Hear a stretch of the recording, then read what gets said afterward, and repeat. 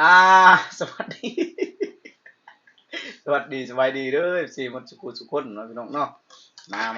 าพี่น้องเอ้ยแหน่อีแม่ได้ยังได้มื้อนี้เด้อีแม่บ่อธิบายบ่ อธิบาย เด้ฮะให้ FC ได้เบิ่งก่อนเด้อได้ยังแม่ ก็ ขางัวขางัว ใบเทียนแกงอ้อมเนาะพี่น้องเนาะแกงอ้อมข้าวเหนียวเนาะพี่น้องเนาะมากินกันเด้อพี่น้องเด้อ มาลูกหลานกินข้าวน้ำแม่เด้อกินขางัวแกงขางัว มาเด้อสิมาทุกคนกินข้าวนำกันมื้อนี้กินข้าวเช้าน้องเอ้ย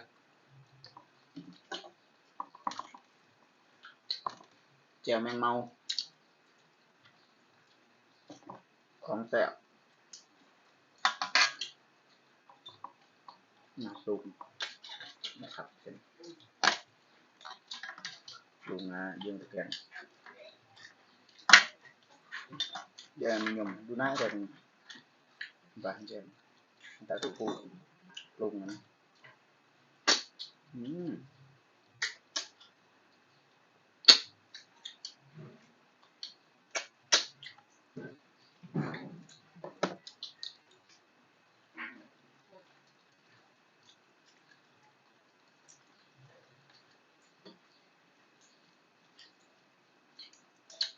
โอ้เอ็นเปื่อยเลยพี่น้อง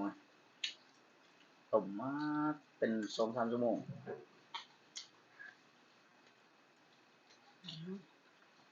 จุกชาว่าสิสิ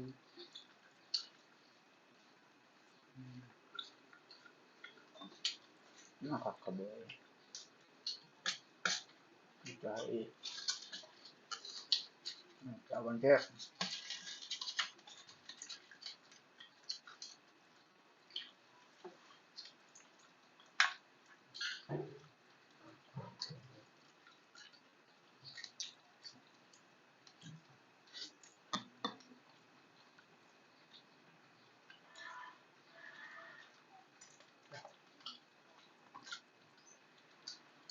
เปิดแจ้งแล้วก็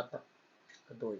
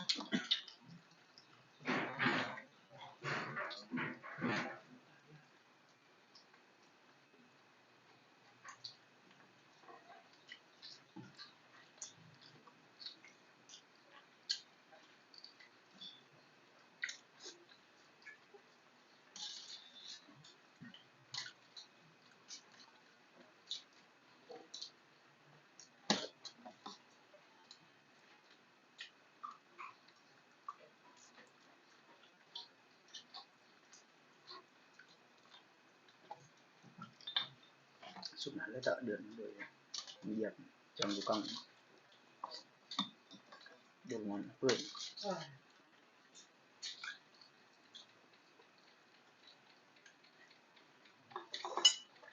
เลยจะสบายชนิดเนี่ยจะดูกลางจะดูน้อง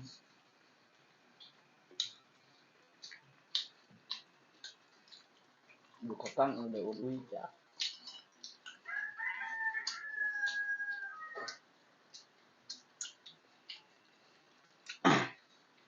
ฝนตกพี่น้องเอ้ยฝนตกเด้อช่วงนี้เนาะฮอดฤดูฮอดยามมันแล้วพี่น้องฮอดเวลาไปใช้บ่ได้เนาะพี่น้องเนาะฝนตกมันเว้น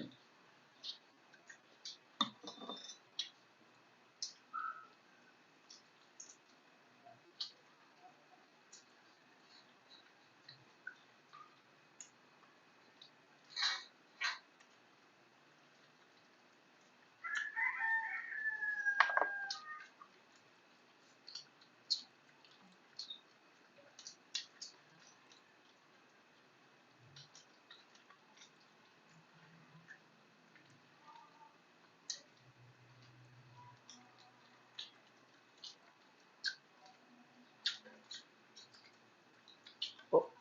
20,000นั่นน่ะน้ำยืม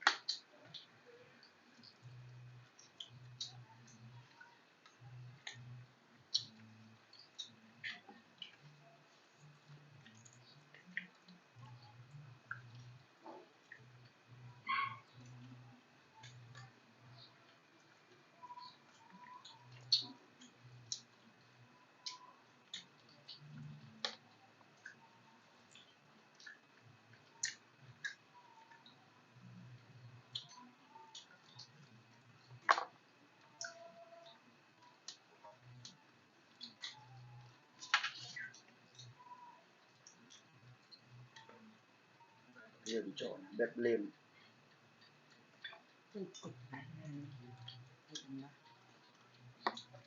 เจนนั่นดิ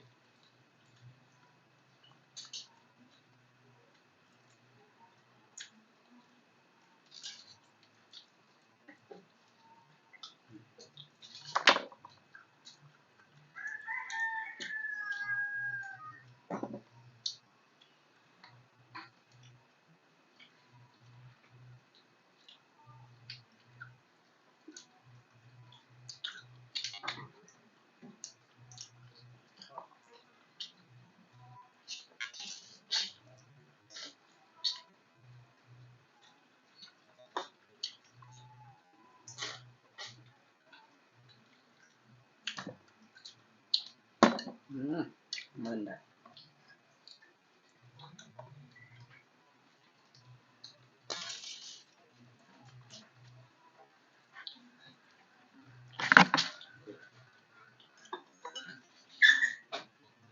นั่นเอง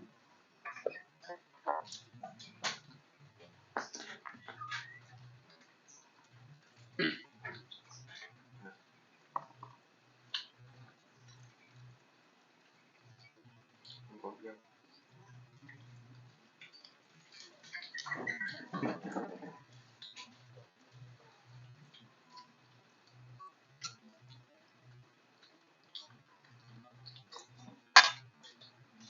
มันขนาดพี่น้องเอ้ย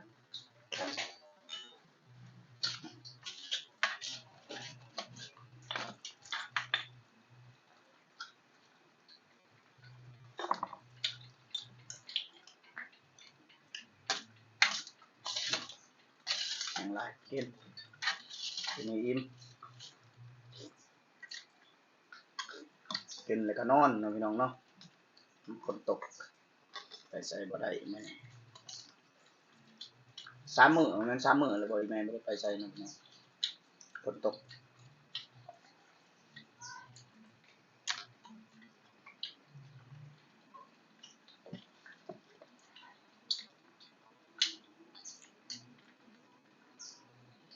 อากาศสิเย็นๆเหมาะกับการนอนพี่น้องเอ้ยเฮ็ดเวียกนี่บ่คักปานใด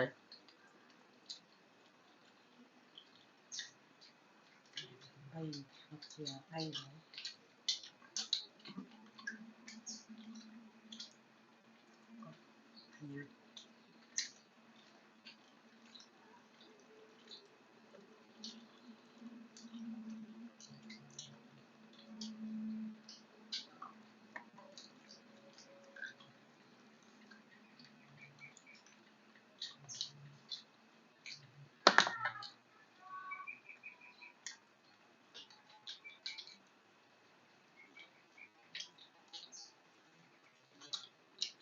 นั่นมันปัตยาตกอีกตักเอานี่แหละปักป้าเนี่ยเอาไป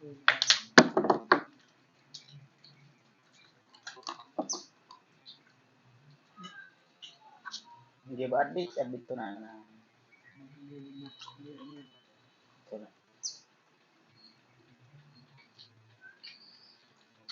kalau มันก็ยัง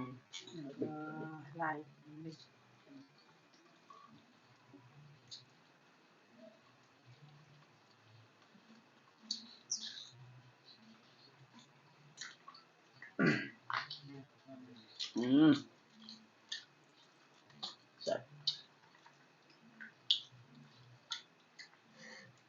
พี่น้องคลิปนี้ก็บ่มีหยังหลากหลายเนาะพี่น้องเนาะสวัสดีและสบายดีบ๊ายบาย